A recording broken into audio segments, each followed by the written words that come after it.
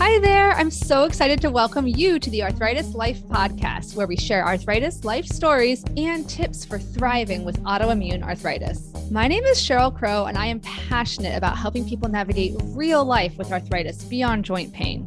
I've been living with rheumatoid arthritis for 20 years, and I'm also a mom, occupational therapist, video creator, support group leader, and I created the Room to Thrive self-management program. I am so excited to help you live a more empowered life with arthritis. We're going to cover everything from kitchen life hacks to navigating the healthcare system to coping with friends who just don't get it.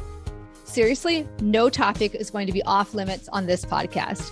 My interviewees and I share our honest stories of how chronic illness affects our lives. This includes discussions about mental health, sex, shame, pregnancy, body image, advocacy, self-acceptance, and so much more.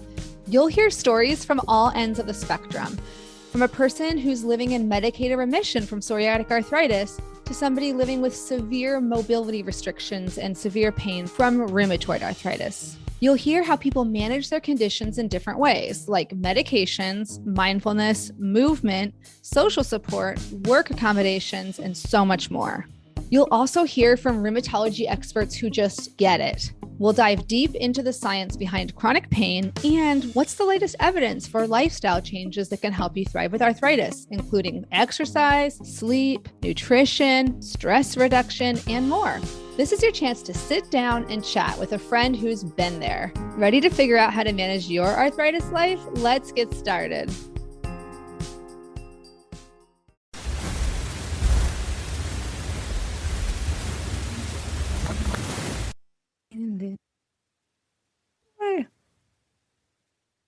All right. Welcome, everyone. I'm so excited today to have Jamie Boder. So most of you who've been listening to this podcast for a while know that movement is one of the most powerful tools we have for managing inflammatory arthritis.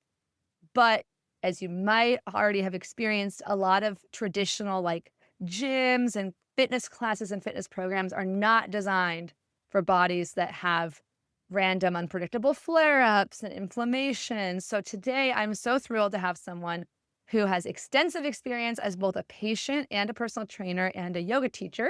And we're going to explore how to make movement more accessible without lowering expectations. So thank you so much, Jamie, for being here. To start us off, can you let me know, where do you live and what is your relationship to arthritis? Thanks, Cheryl, and really happy to be here. So I live in the UK. I'm based in London at the moment. My relationship to arthritis is a decade in now. I've gone past my 10-year arthritis anniversary, but symptoms were way longer than that. I was diagnosed with axial spondyloarthritis and Crohn's disease actually when I was 18 and had symptoms really from younger. Wow. Well, yeah, and we always like to start with that diagnosis story, the diagnosis saga.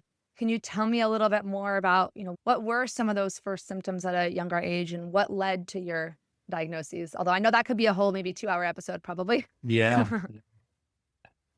So I think it's interesting because sometimes the dots aren't always connected, but in retrospect, you can see where there's patterns.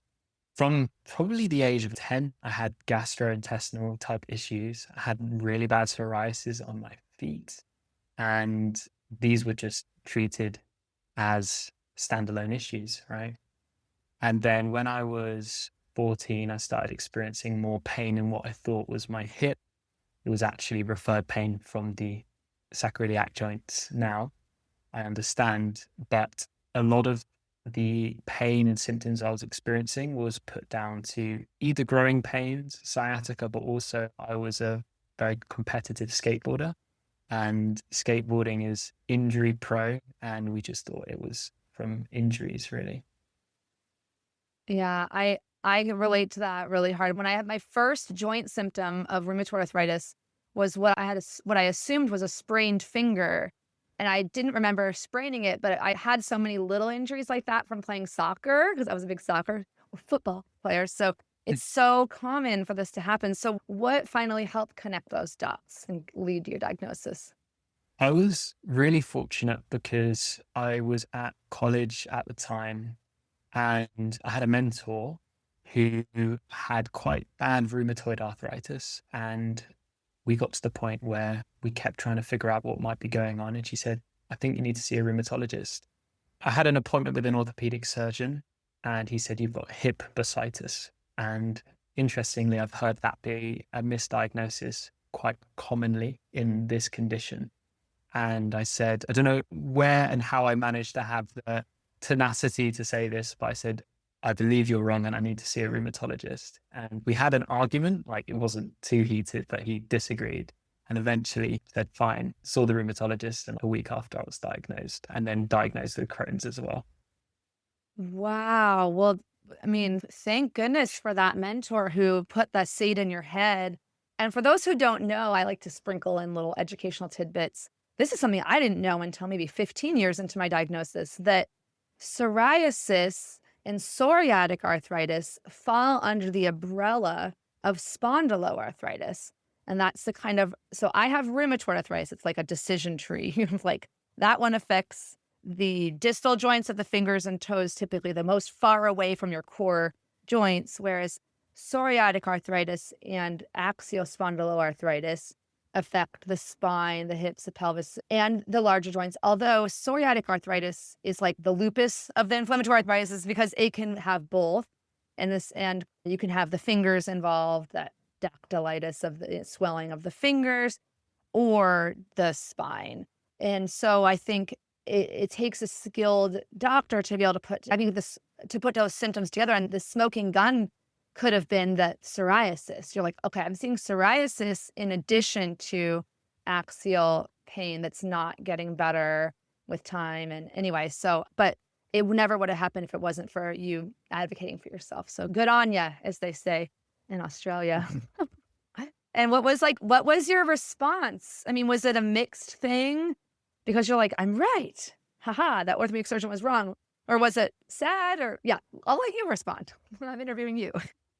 So I remember sitting in the rheumatology office, and she said, well, at the time it was called ankylosing spondylitis, which is still under the umbrella of axial spondyloarthritis. I didn't actually, in fact, have ankylosing spondylitis. If we want to, for the audience, we could break down the difference. But essentially my response was, can I keep skateboarding? That's what I cared about. And she said, I don't see why not. And I was like, great, see you later. That was it, really. But I have always had that kind of mindset of, well, I can just fix things. I can just rehab it. I didn't understand the extent. It's only when I went onto the internet that my world dramatically shrunk. And that was where emotionally I was in quite a dark place.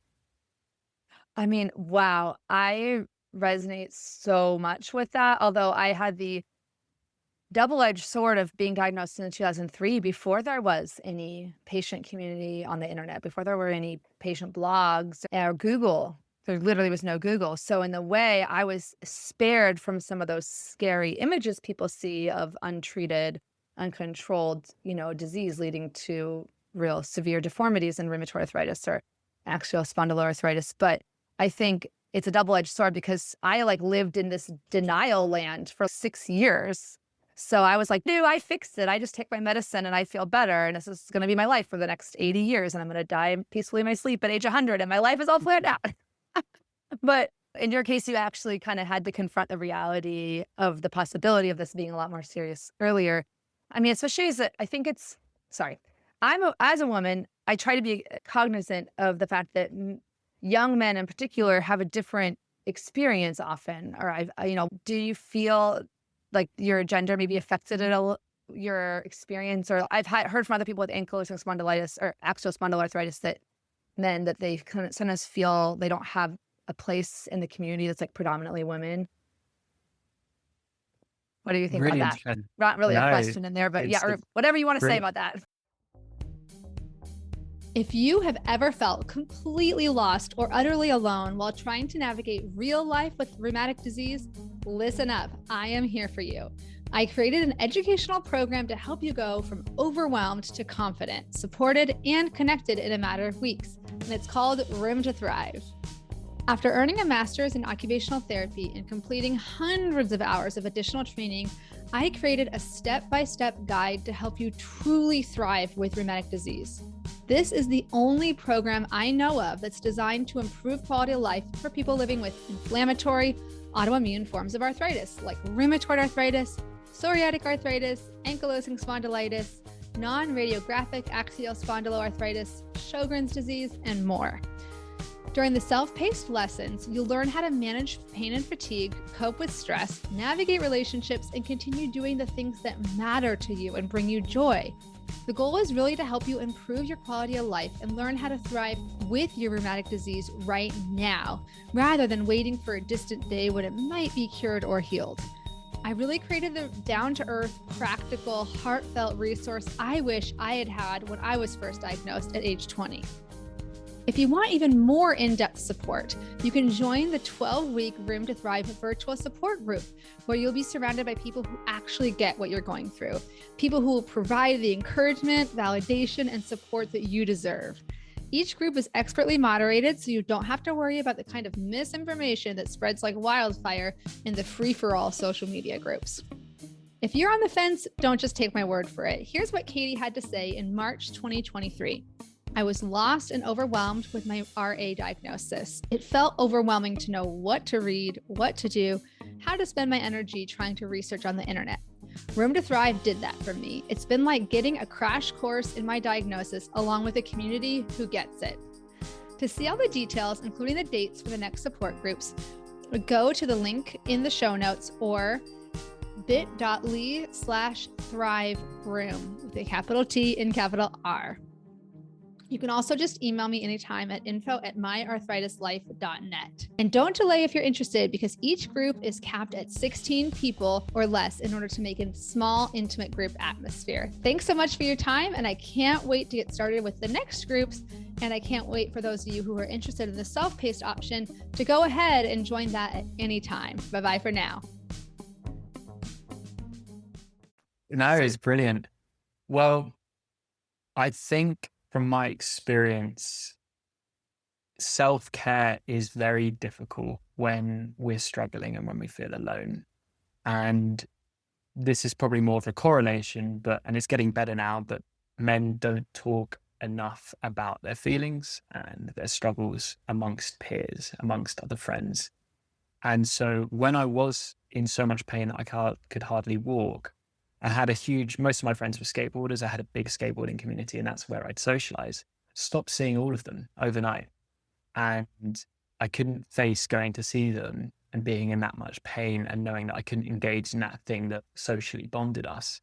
But in retrospect, actually staying in that community would have been really helpful. So I did kind of self-isolate myself, which I don't blame myself for.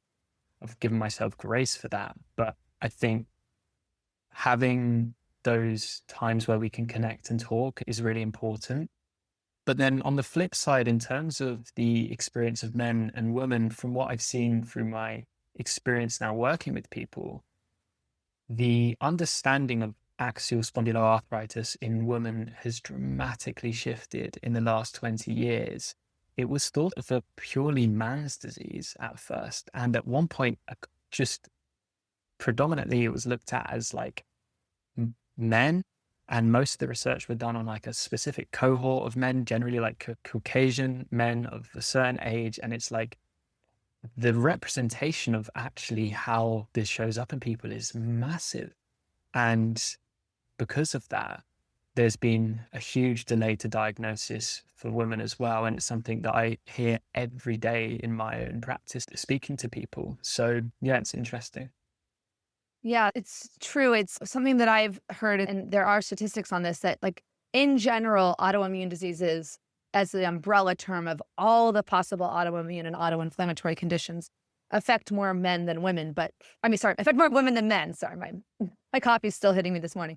But axial spondyloarthritis, it used to be thought was predominantly men, but in reality now the statistics we have in 2026 is it's about 50-50. So I'll put some of those links in the chat, but in the show notes. But I mean, you're so right to mention that. I think in the last year in the support groups that I've run, there's at least like, I can name 3 or 4 people whose diagnosis has changed from a preliminary diagnosis of rheumatoid arthritis to axial spondyloarthritis. And by the way, axial just means back or spine. And then spondyloarthritis is like the kind of arthritis. But yeah, so, but I think that's really important to bring out awareness to that. And it is, I mean, every aspect of the diagnosis process for inflammatory forms of arthritis is hard. It's not, there's hardly any person who follows like the full textbook, definition of and it's, even if you follow the textbook, it's what's considered a diagnosis of exclusion. It's not like diabetes, where it's if your fasting blood sugar is over a certain number and your A1C is over a certain number, you have diabetes. There's no debating this. Versus us, it's okay, you can have seronegative, seropositive, you can have radiographic, you can have non-radiographic, but the diagnosis is both an art and a science. But yeah, I think in general, like you might find community as a man in the fact that there's 50% of people with axial spondyloarthritis that are men, but in the overall autoimmune community, I've heard from others, it can still feel like you're not represented by the voices that are kind of predominant in the community. So I appreciate you being here and telling your story. I do try to get a diversity of stories, on all aspects: gender, sexual identity, everything, sexual orientation, race, socioeconomic status. I try to get a good representation of different stories. But yeah, so you're talking about your initial stage where you were self-isolated. I know eventually now you are, in a position of helping so many people as a yoga teacher and personal trainer. Can you tell me a little bit about like, how did that evolve? How did you go from not wanting to talk about this to being open? And then, or that's 5 questions in one. And then Nice. how did you find your way to your current work? It's interesting because when I was first diagnosed, I literally didn't know anyone with the condition. And now, like, I've met so many people in person and online with the same condition. And it's so validating to not feel alone. And just this week was hosting an online pop-up class, and there was like 90 people in the session, all with the same condition. And just seeing the nods and the acknowledgement is really, I would put it out there to say, quite healing for us. It does something to our whole being. We can feel a bit more held, and it's really important. But yeah, so my journey was, in the beginning, in terms of my approach to what I could do. As I said, I've always had that kind of mindset of trying to just like fix everything, throw everything at it. I guess be quite aggressive in my stance towards trying to, find solutions. And over time, I started to realize that kind of warrior mindset, that arthritis warrior mindset that I adopted, was just putting so much stress and pressure on me. And so I began with actually a yoga practice that started to develop. And yes, it had physical benefits for me, but actually being able to connect more with my body and feel sensations and sit with my experience really opened up my world and provided me with a sense of agency. But what I started to recognize was a lot of the spaces for the quote unquote general population are not designed for people with limitations and for people with that dynamic nature of flare-ups and the other extra articular manifestations that come with living with the conditions that we have. And so I started getting really curious about, well, what would it mean to create a more accessible space for people and learn how to make our practices more accessible? I love that. And so when in the process of your, living with AS, did you become, sorry, I don't know why I'm fixing on the details, but I'm like, first of all, I think that's beautiful, talking about how it's not, yoga is not just physical. It's not just for stretching and balance, although a lot of times people think that's what it is. I want to make sure to put a plug in for an episode I did with Dr. Stephanie Monaz, episode 86. That's called Yoga is a Philosophy, Not Just an Exercise, Demystifying Yoga. Do you know her? She's yoga. A very close friend. Okay. Stephanie is a dear friend of mine. She's incredible. You're incredible too. So that really opened my eyes, and learning about that. So thank you for mentioning that. And then, yeah, how did you become, I think a lot of times people would assume I can't become a yoga teacher because I have this condition that's a limitation. So only fit, super quote unquote, fit and healthy, able-bodied people can become a yoga. So how did you approach that? Yeah. So, it's funny because when I originally trained as a yoga teacher, it was like the least accessible thing in the world. You had to sit on the floor all day, and yeah, it wasn't appropriate. And very similar when I trained as a PT. And then over the years, I've done some other training and development, and they're never designed for people from that background, unless there are, thankfully, now a lot more organizations out there that do trainings like Stephanie's organization that train up professionals. But what happened really was through starting with one-to-one, working with people one-to-one and starting to, work with people online, and the benefit of the internet, the catch-22, of course, but the real benefit was to be able to find people and see, okay, could this be something that could support others? And to be honest, most of my experience has just come from working with people one-to-one or in a group setting. Because when you meet one person with arthritis, this is Stephanie's quote actually, you meet one person with arthritis, you meet one person with arthritis. Yeah. It's Yeah. huge because there is such an array of presentations, and it's dangerous to think that, oh, I've got this condition, so now I'm going to be able to support people in the way that I've been able to support myself. Now, that comes usually from a really lovely intention, great place, but the presentations can be so varied. And that's why really on the grounds experience, there's nothing more valuable in my opinion.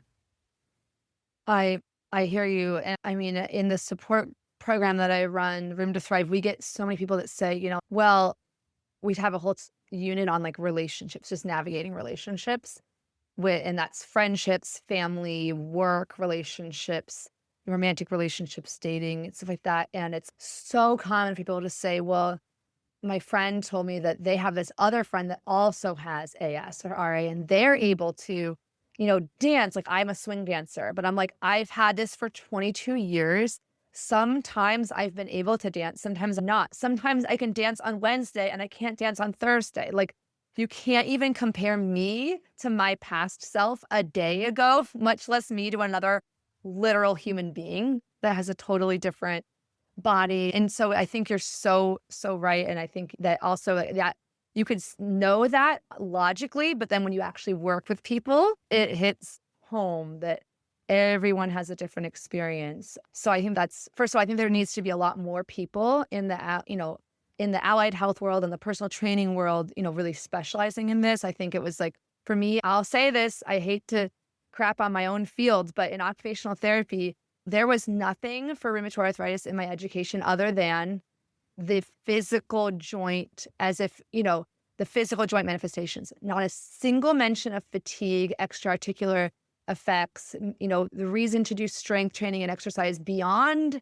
just the muscle supporting the joints, but for cardiovascular risk. That's why the death, if you don't have controlled rheumatoid arthritis, your lifespan is shorter. I don't actually know the statistic for AS, but for rheumatoid arthritis, it's about 7 years on average shorter. And this is not just osteoarthritis. I know I'm preaching to the choir, but so we need more people to do this. So that's why I love being able to use my little platform here to help platform your work. So you mentioned this phrase, before we recorded and also as we recorded, you mentioned accessibility and movement, like accessibility with an A. Not EXCESS, but ACCESS. Can you explain or delve a little more into the importance of accessibility or why you're so passionate about that? Yeah, completely.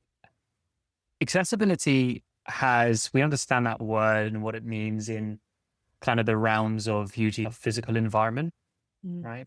Whether that be, elevators or ramps, or maybe certain aids that we might use for walking.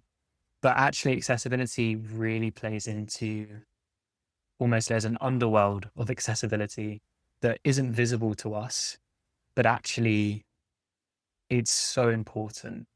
Now, where people generally hit a wall when it comes to movement is most domains of movement, whether that be yoga or Pilates or strength training, come under a form of an ideology. a system which has been developed previously, which someone can fit into. A jigsaw puzzle, right? Here's your puzzle, here's the gap, go in there. But in reality, most people, when they're getting into any movement practice and they're living with inflammatory arthritis, they don't feel like those movements actually meet them where they're at. They have to adapt unconsciously to fit in. And that adaptation is usually them forcing themselves. So they could do it, right? Someone could go to a PT and do a strength session, and the PT can say, oh yeah, you can do 20 sets of this exercise and you can use this weight and you can do that. But we're having to force ourselves to do that thing. And then the implications of that is generally like inflammation or fatigue or a flare up is triggered. But actually, when we can understand that whole person, what they're experiencing, and say, well, what would be an accessible and safe entry point for you? We can't guarantee safety completely because like life is as risky as life is. And from the research, strength training is as risky as life if we do it safely. Same with yoga, same with all of these modalities. But it's about having that accessible approach where some people might not be able to hold a weight if they've got inflammation in their wrists, okay? But they might be able to have a sandbag and have that sandbag resting on their elbows. So it's not that we remove exercises and we just make that world smaller. It's that actually there are hundreds of tools out there. Let's find one that's going to work for you, and then let's progress in our own way, at our own pace. Beautiful. I 100% agree.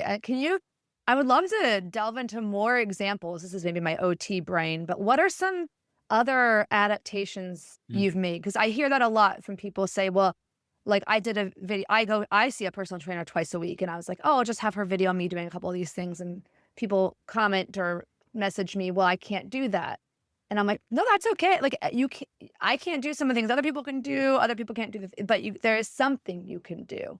So what are some other, like, instead of holding the barbell or whatever it's called, you put the sandbag, what are some other adaptations that tend to work?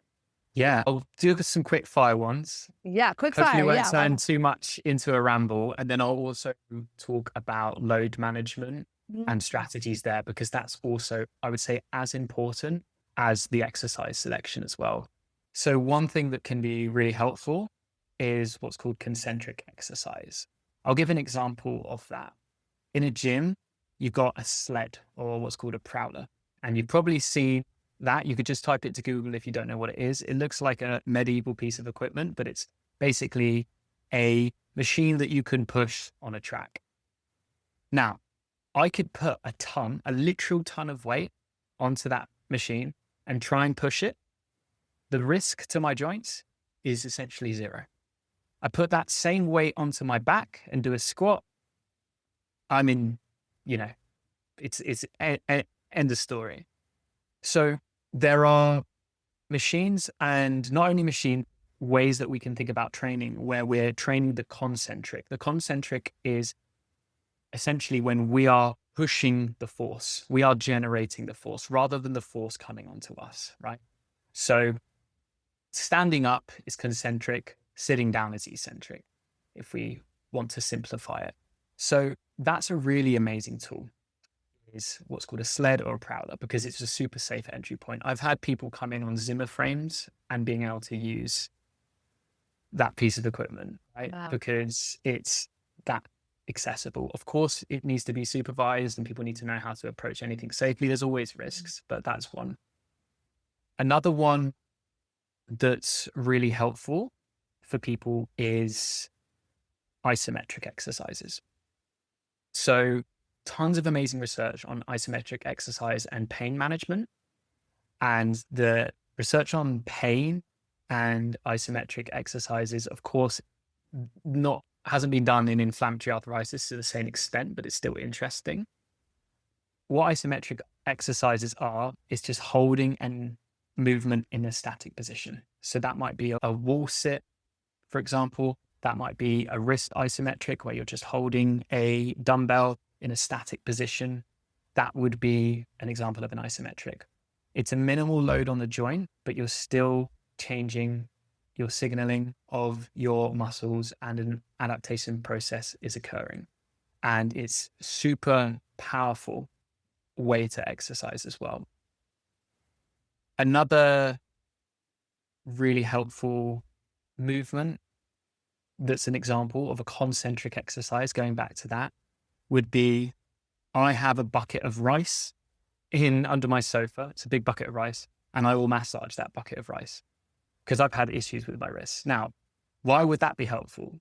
There is no force and weight that's pressing onto my joint. I'm not having to load my joint. Instead, I'm generating the force. So at any point I could go more gently, at any point I could move more aggressively. And I'm bringing more blood flow to that area without the stress on the joint. So there's all of these strategies we can start to put in place. And sometimes, it needs a bit of creativity, but can be super powerful. And I'm just scratching the surface. I could spend 2 hours talking about exercise adaptations, but there's so many out there. No, that's beautiful. I mean, I like some of the isometrics to do at home because they're easy to remember and they don't require any extra equipment. Typically, I use the ones that I do, like a little wall sit. And when we say wall sit, we just mean like literally put your back against the wall and then have your hips and thighs at a 90-degree angle, and then like your thighs and shins at a 90-degree angle. And you just hold that and you feel your quads burning. And it's a little less intimidating because you're just holding one position. It's just a little example. So we're trying to make it a little bit more easy to imagine yourself doing these things. And I think you mentioned gravity earlier, and I just always have to remember, if you ever doubt how much muscle it takes just to move your body in the world, just put your arm out, straight out, and just try to hold it there for 5 minutes. And you realize, oh, wow, gravity is a strong force. Like we're having to constantly move against it. So don't knock like the small exercises. But you mentioned load, progressive load. Can you tell me more about what does that mean? Explain to me like I'm a 7-year-old. Yeah, for sure. So one of the cycles that I see people get into with inflammatory arthritis is thinking that a certain exercise or certain movement is the reason that they're now in a flare. Now, there are certain exercises that are inherently more dangerous that we should probably avoid. In fact, some definitive exercises we should avoid, like a headstand if you've got cervical arthritis is not a good idea, right? We can know that. But outside of those risky movements, generally, if someone goes to a workout and they come away the next day and they're inflamed, they go, it must have been that lunge and that twist. It must have been. And generally, from my experience, more often than not, it's not the exercise. It's the stress that program or that exercise session put on their system. So there's many ways that we respond to exercise. One of them, if we're exposing the muscle to a stimulus we haven't before, and we're working to a point where maybe musculature failure, for example, will create hypertrophy, which is essentially an inflammatory process where our muscles have to then adapt. It's healthy inflammation. But if we're already dealing with a state of chronic inflammation, and let's say there's an uncontrolled amount of inflammation at the moment in that person's body, it can easily tip someone over the edge. Does that mean that the exercise that they did was actually inappropriate? Usually not, but maybe the way that they were approaching that training can be tweaked and changed. So an example of that is quite often someone will go and do a gym program and there will be 15 or 20 working sets in that session. I would advise most people to stay under 12 working sets. And that's a way to reduce that load, because as well as the load on the muscle, we're also loading our central nervous system. And we know with inflammatory arthritis, we want to allow and remind the body that it's safe and capable. If we're putting a huge amount of stress, physiological stress through our system, again, it can just ramp things up. And so a simple example of how we can adapt our training would be, instead of doing an hour workout, we do 20 minutes over 3 days instead of 1 hour and 1. Or we do something called a rest pause. So we do 4 repetitions. We pause for 30 seconds and then we do another 3 instead of doing that all at once. I love that. I can't agree more. And I think I think as an athlete, I have a weird mixture of like pretty strong body awareness. And then in other times I have body unawareness because as a coping mechanism to avoid the sensation of pain. But I can tell when I'm starting or if I'm upgrading my strength training, if, in terms of either repetitions or load, I do feel a bit of that inflammatory kind of, it's hard to put in the words, but I know it. It's like the liquid in my body or my circulation just feels a little bit more warm. And it's not pain, but I call it like inflammation-y. But I'm like, I know this is the good kind because this is temporary.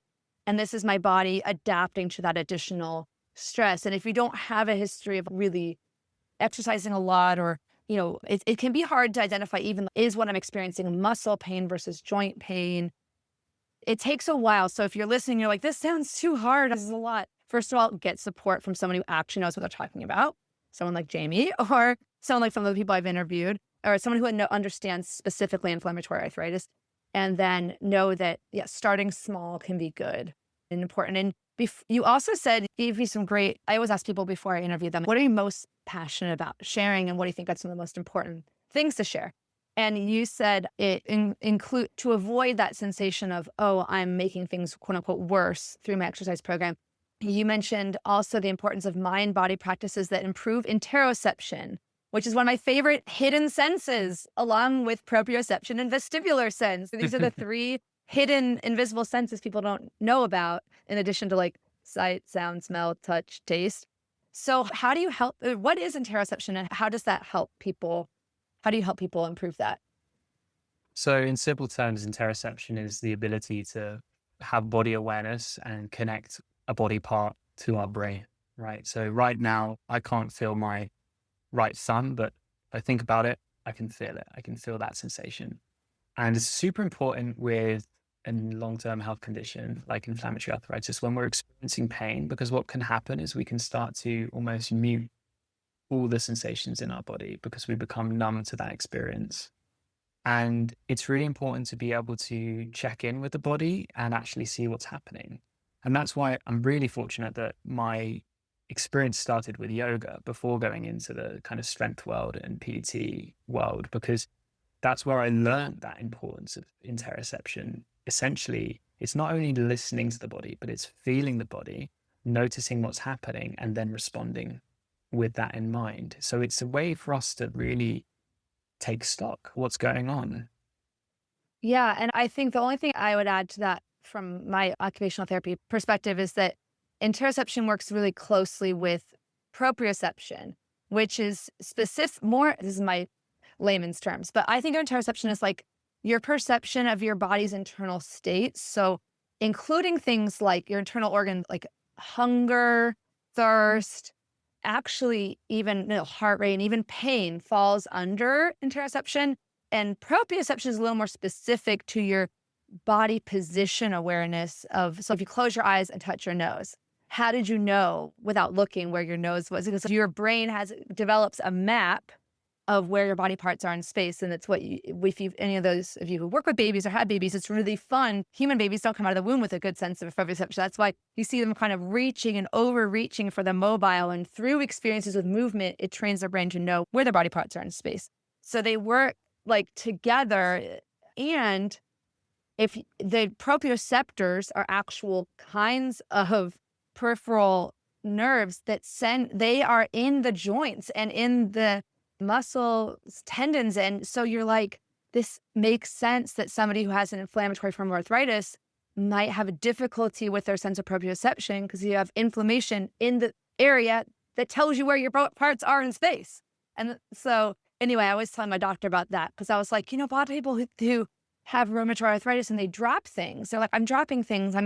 It must be because my hands are weak because I have arthritis. And you're like, it's actually not usually from weakness. You can develop weakness, but it's often because of lack of proprioception. Like proprioception also allows you to, if you're trying to hold a pencil, you think about like how hard or how soft to hold that is like anyway. So it's really important that you think about training those two systems. Every time you give your body, like every time you move your body, especially when you're pushing into your joints, you're giving your brain feedback where your body parts are in space and training that. Yeah, I mean, beautifully said. It's that Venn diagram, because essentially it's the proprioception that we will do on the mind-body practice that then increases that interoception. So yeah, the example I gave of feeling the thumb is probably more towards proprioception, but the interoception that develops from being able to then notice where the thumb is helps us then notice what's our fatigue levels, what's our, experience happening in our GI symptoms, how do we respond to this in our bodies, what's happening there. And that's, but there's a catch-22 where I think there can be an increase of interoception that goes too far the other way. And then we end up having a higher sensitivity to movement and pain. So it is a bit of a balancing act. No, that's so true. I actually, side note, but in case anyone, I have stomach issues, not the same as you have gastroparesis, which is like autonomic nervous system dysfunction where my stomach digesting slower, my whole GI tract is slower than usual. But I did a program called NERVA, which is a hypnotherapy program for irritable bowel syndrome and other things that my registered dietitian recommended. And it was really great because it did help me understand that I have become hypersensitive to my sensations of bloating and fullness, and that there was kind of creative ways to kind of reconnect to those systems. But anyway, but back to you, because we have precious time together. I want to ask about progression, because I think you brought up so many great points before we started talking. And one of them was like, there's a lot of fear of movement people have, understandably. And maybe if they at least were given some sort of physiotherapy or personal training, they might then kind of say, okay, well, I have these, but like generic, like set of, worksheet of 3 exercises to do. And then they never progress. They never progress beyond that. And for me, emotionally, progressing my strength over the last 2 years since I started personal training has been so gratifying, because it's such a beautiful, it's like when I was pregnant, sorry, not to make an analogy about me again, but it's like when you're like, wow, my body is capable of doing this. And so seeing yourself progress is so great emotionally, but it can be hard. There can be a lot of fear around it. So how do you help people progress their strength and capacity, especially with the dynamic nature of these conditions? Just a little question for today. I was giving a talk a while back and I said, put your hand up if you've been given a sheet of paper with exercises on after you were diagnosed. Everyone puts their hands up. Put your hand up if you're still doing those exercises. Everyone's hands go down. And this isn't because like people are lazy and people don't have drive or motivation. It's because it's essentially giving people, a gentle stimulus that might be helpful in the beginning, because generally these exercises are like early rehabilitation exercises, which if someone has an injury, generally how it works with an injury is you have an injury, you get early exercise rehabilitation, and then you progress from there. Eventually someone might then go to work with an S&C coach and develop things further, or pain will go away and they move on in their life. But with the nature of an inflammatory condition, first of all, that early exercise intervention sometimes isn't even appropriate for people. Sometimes it's not accessible. So the amount of times people have given me bird dogs when they can't load their wrists, right? Clamshells where they're starting to feel pain in, those deep gluteal muscles. And so even as an entry point, it's not the exercises are too much load on the system or too much load on our muscles, but they're just sometimes not accessible. So first of all, accessible exercise and people feel safe. Tick, let's do that. Then what does progression mean for someone? Is it heavier weight? Is it doing the exercises slower? Is it an increase of confidence? Is it a feeling of empowerment? Is it that we can do and handle more load in our training? It's all of them and many more. If we can identify lots of areas in which someone can think about progressing, they're more likely to progress because they're going to be empowered to be able to continue that. But in literal terms of progressive overload, which is a term used a lot in training, it's essentially that once you get to a point where your body has adapted, we need to bring a new stimulus to keep that body adapting, right? That's it in essence. But sometimes someone might have a week where they're in a flare. Is it a good idea on that week to add more weight or add more load. Even if the week before they've completed what they needed to do, that required expectation of that session, they did really well. Actually, that week, we just do the same and we do a bit less because we're trying to think about training for life. We overestimate what we could do in 6 months, but underestimate what we could do in a decade. And it's hard for us to maybe shift that mindset from, okay, I'm just going to, do this program for 4 months and I'm going to get loads of improvements, saying, do you know what? I'm in this for life. Now, someone doesn't have to have that mindset from the get-go, but I can tell you now that the people that I work with that have that mindset do amazingly in terms of their progress, because it gives us patience and grace and the knowledge that we will progress if we stay on this path and we work in that system of safety, measuring progression in many different forms. And over time, we will generally make massive gains. I love that. And I've, again, experienced that myself. I mean, even as a runner, which is more, obviously uses your muscles, but it's more cardiovascular. It's like you start with, okay, can you walk a mile? Oh, then okay, can you walk a mile faster? Can you walk a mile uphill? What's a way to, or can you walk 1.5 miles or kilometers, sorry, in the UK? And then it's so, again, gratifying to be able to measure progress, because there's so many things that we can't measure in our lives with living with these things. And the same thing for me, I can, at this point, I actually don't have a lot of wrist involvement anymore. It's really more the fingers. So I can do push-ups and an adaptation for push-ups. Some days I can do push-ups on my wrist. Other days I can actually do it on a fist. Other days that when my fingers are tender and hurting, I can do push-ups. My wrists are typically not hurting. I can do push-ups holding the barbells or the weights and put it down. When I started my workouts with my personal trainer, I could do 2 push-ups with good form. Now I'm trying to do, 2 years later, I'm trying to do 8, which I'm laughing at myself because I'm like, oh my gosh, that's slow. But I'm like, yeah, but that's 4 times what I could do. I'm so ambitious. Sometimes I just need to get over it. So I'm like, but I want to do 500. I want to be like my friend Carrie, who ran a marathon under 4 hours with bionic hips after hip replacements. It's like, girl, realistic goals. So, in occupational therapy, we call it the just right challenge. Like the just right challenge, whether that's mentally or physically or both, is the challenge that's just beyond your current level. It's not so hard that you're hurting yourself or failing, but it's not, you can't just stay in your comfort zone.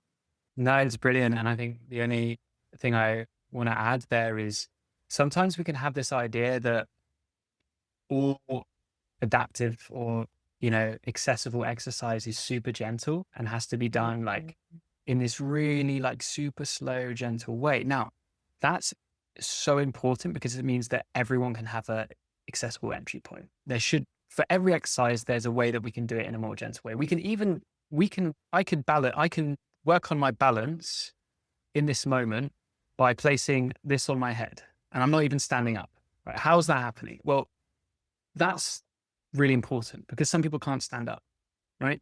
So not to discredit that at all, but if someone's quite young and newly diagnosed and, up to this diagnosis, maybe it was an athlete, and then they're being told that they have to do only chair yoga or only, lift weights really light, that's actually not true. What's true is they need to find an accessible, safe entry point for them, which is usually a little bit less than they think they can do, which I'm sure they can, building up confidence, a feeling of safety in our system, and then being really smart about how we progress and knowing that some days we're just going to have to adapt, which you perfectly outlined. Sometimes you might grip the dumbbells for your press ups. Sometimes wrist extension might be doable. Sometimes we might have to not train that on that day. And that's the important part. It's not to remove us from our, goals and make our world smaller. Is to say, look, there's hundreds of tools. Let's use these tools because they're ours. We own these tools and we can do as we please with them to help us on a long journey.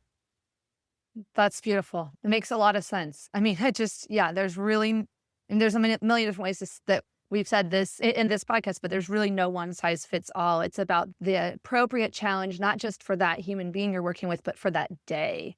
And that, their mental state that day, their physical state that day. So I think having a personal trainer or yoga teacher or coach or physiotherapist, whoever it is in your life that's helping you guide you through the movements, having somebody who really understands that dynamic, fluctuating nature is key. Because otherwise, people are going to be feeling like they're failing if they can't do that. Again, the typical able-bodied person progression is each day you do a little more and load more and more. Whereas we have to say more today, less tomorrow, then more the next. We have to go with that. So before kind of zooming out to the bigger picture now, before we start talking, you had a great question for me. What's funny is I always ask everyone if they have a question for me before. And usually I think they're going to ask like a logistical question. Usually it's like a logistical question, like how long is the episode supposed to be or something. But I loved you have this extremely thoughtful question, which is you asked me, how has your understanding of what it means to live and thrive with arthritis evolved for your experience? I thought that was, first of all, beautiful question.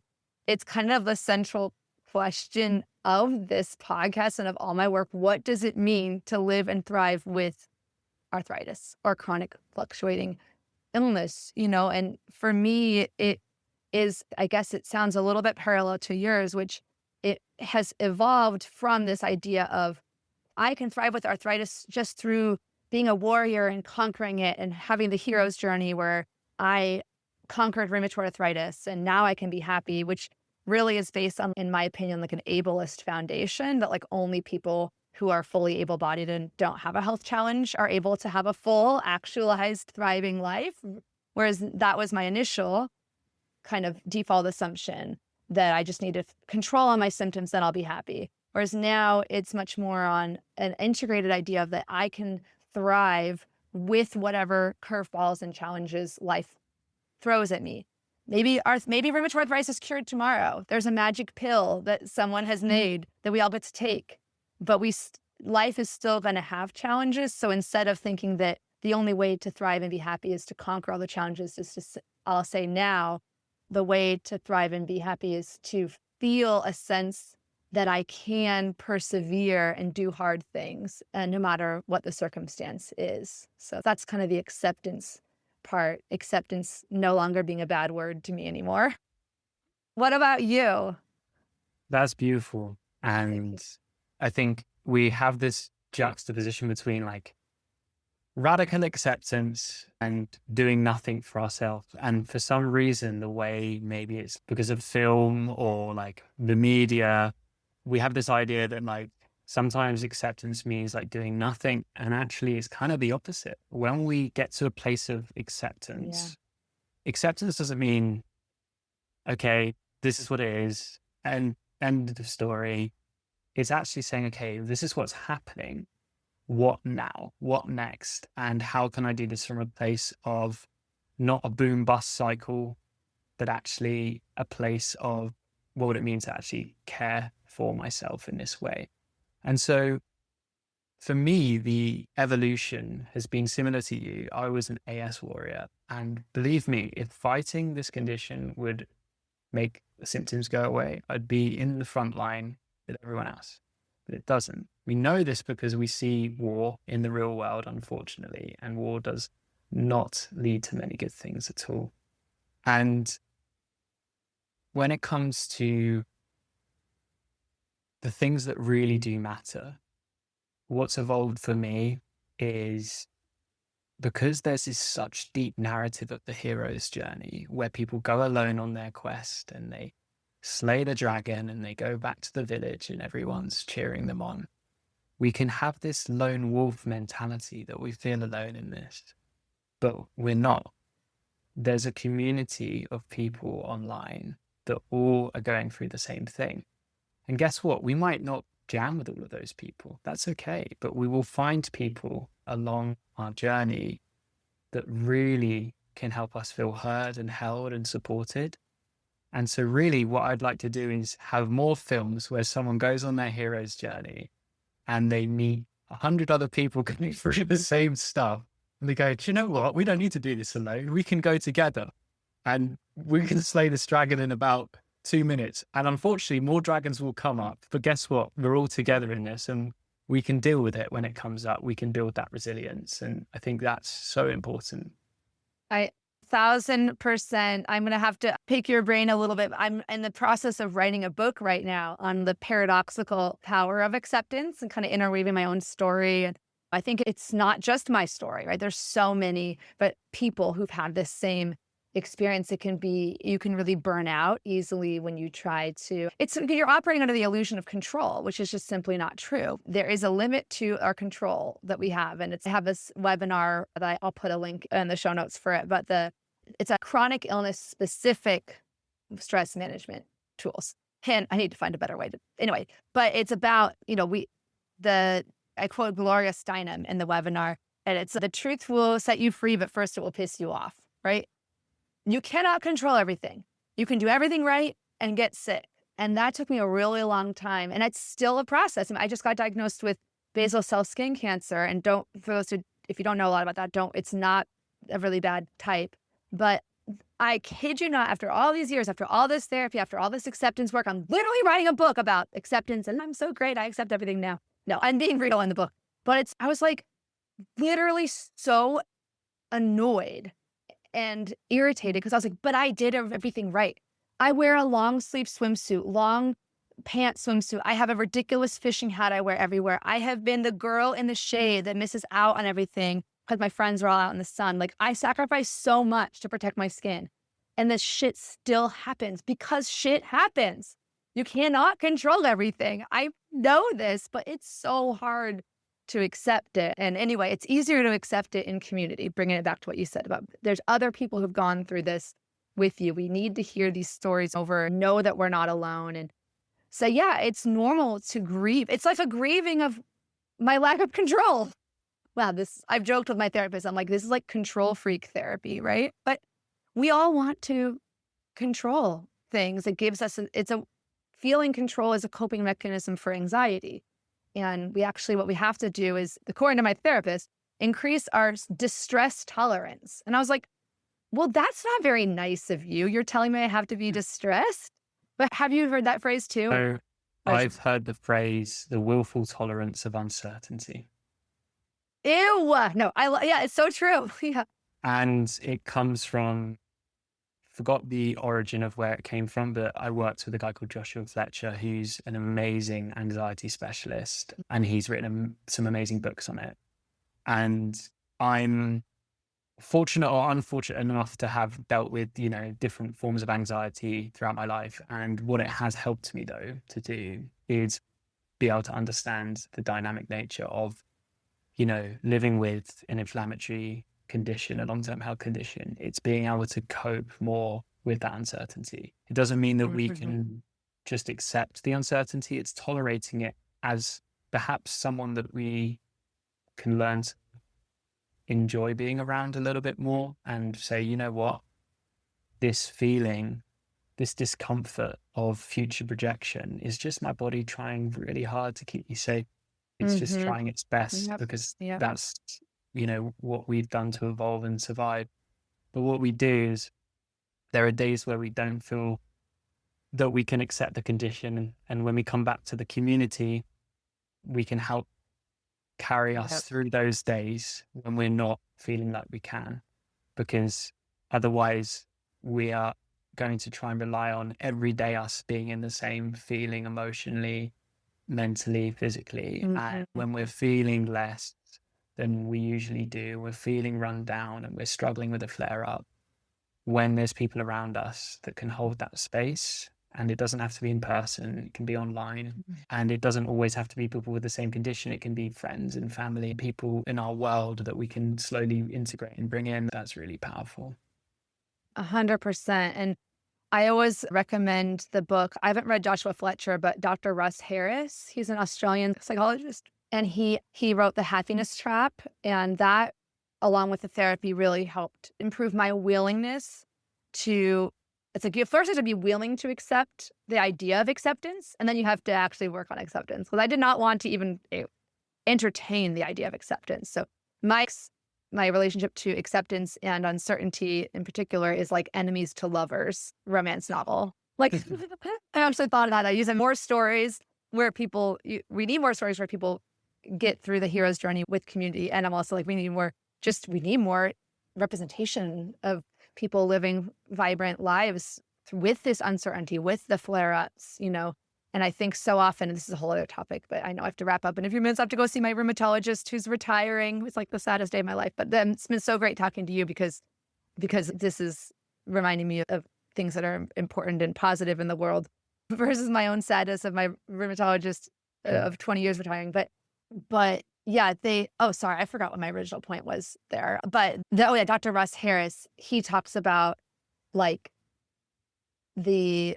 can you go with not knowing? And can you define acceptance as taking what's offered? It doesn't mean that you have to like it, but you're willing to take it. And that really transformed my relationship to both pain and in my rheumatoid arthritis and my anxiety as well. So I would love to delve more into that with you at a different point. But for now, last question. I have a couple more minutes, but then I have to rush off. This has all been so great. We definitely need to do a part 2 and then part 3 and part 4. But what are your best words of wisdom for someone, other than listening to this whole episode, what are your best words of wisdom for someone newly diagnosed with inflammatory arthritis? Give yourself grace and take yourself out of your own world and imagine this is your best friend or someone you love dearly. And what messages would you be saying to them? That's very self-compassionate. I love that.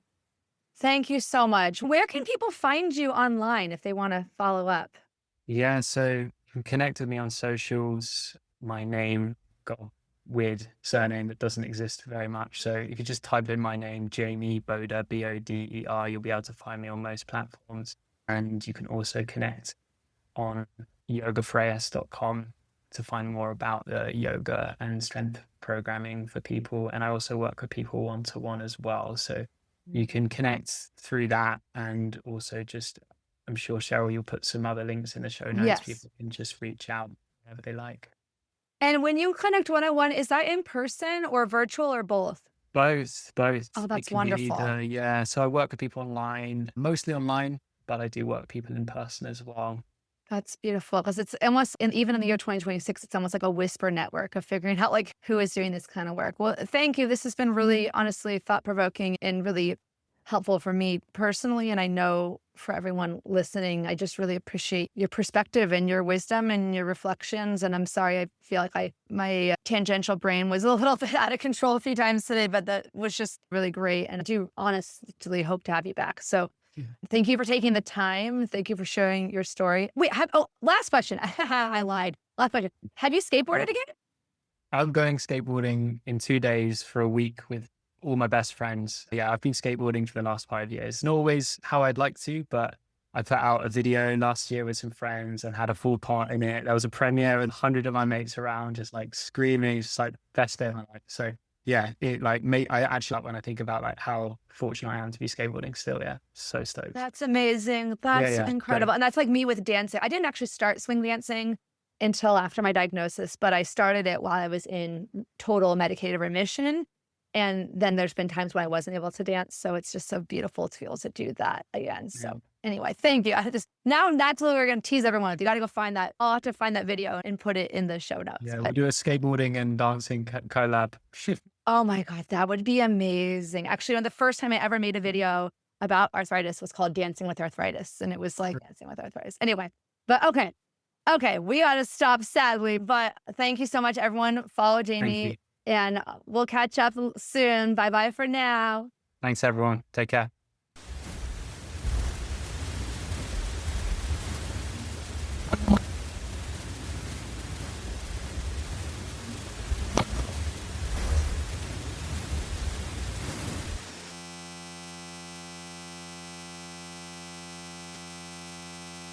Thank you so much for listening. This podcast is supported by Room to Thrive, an educational program I created to help empower you to live life to the fullest with rheumatic disease.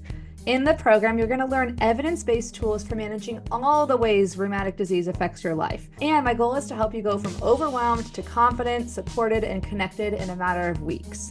You can go through the pre-recorded modules on your own in the self-paced course, or you can take the course along with a robust support group of new arthritis friends to support you and cheerlead you along the way.